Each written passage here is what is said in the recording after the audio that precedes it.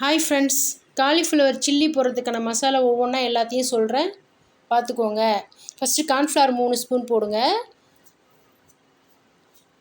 அதுக்கப்புறம் மணக்காடு மசாலா 4 ஸ்பூன் போடுங்க.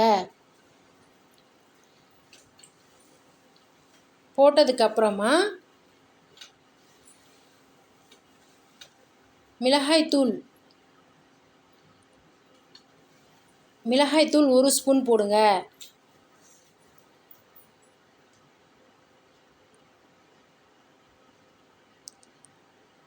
அதில் 1 ஸ்பூன் இஞ்சி பூண்டு பேஸ்ட்டு போடுங்க. இஞ்சி பூண்டு பேஸ்ட்டு போட்டதுக்கப்புறமா அரை ஸ்பூன் கரம் மசாலா போட்டுக்கோங்க.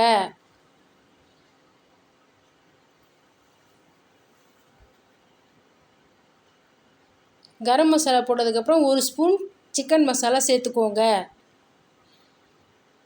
சிக்கன் மசாலா 1 ஸ்பூன் சேர்த்ததுக்கப்புறம் கேசரி பவுடர் கொஞ்சமாக போட்டுக்கோங்க கலருக்காக.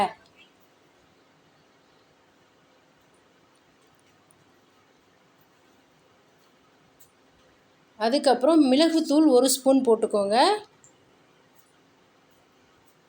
மிளகுத்தூள் போட்டதுக்கப்புறம் கொஞ்சமாக உப்பு சேர்த்துக்கோங்க. எல்லாத்தையும் கலந்து வாணலில் எண்ணெயை ஊற்றிக்கோங்க.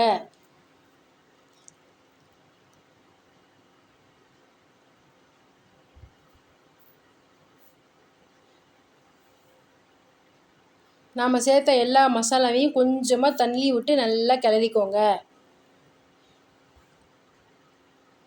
மசாலா ஃபுல்லாக கிளறி விட்டதுக்கப்புறம் வேக வச்ச காலிஃப்ளவர் போட்டு நல்லா கிளறிக்கோங்க.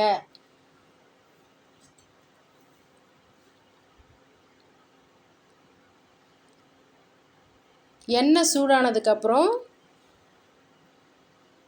காலிஃப்ளவரை ஒன்று ஒன்றா போட்டுக்கோங்க. காலிஃப்ளவர் மசாலா கலந்து வச்சு ரொம்ப நேரம் இருந்துச்சுன்னா தண்ணி விட்டுரும். அதனால் சீக்கிரமாக போட்டு செஞ்சுக்கோங்க. இல்லைனா மசாலா திரி திரியாக போயிடும், எண்ணெயில் ஒட்டாது. காலிஃப்ளவர் நல்லா பொரிஞ்சதுக்கப்புறம் பிளேட்டில் எடுத்து வச்சுக்கோங்க.